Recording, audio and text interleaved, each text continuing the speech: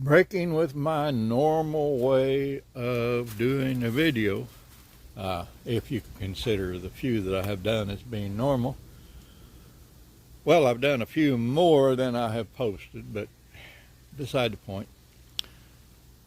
The Bendix from the starter that I'm going to use to make a nutcracker, I've already disassembled it and knocked off the part that was on this side right here. That would be nothing but in the way. But I'm going to go back and show how I did it, because I got to thinking that maybe some people wouldn't know how to get the thing apart. So anyway, the bushing whatever here is staked into grooves. Well, the inner part is staked out into grooves in the outer part. And I took the drill press and I went down through there. Now, I tried using a drill bit, but it just wasn't doing the job. So I got this center drill here.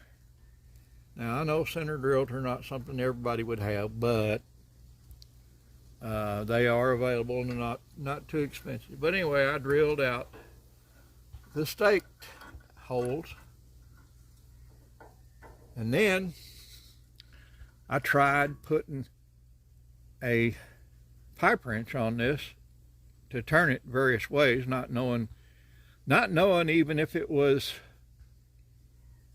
just slipped on or if it was threaded.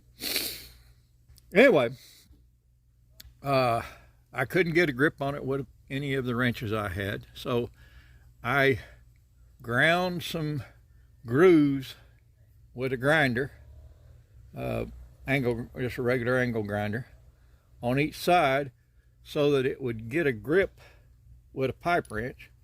And then with the nut here, or with the bolt in the hole there, I put another pipe wrench over here, and I was able to determine that it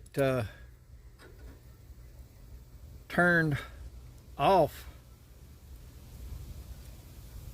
in just normal threads. I was thinking it would probably be backwards, but anyway, it turned off once I got it going.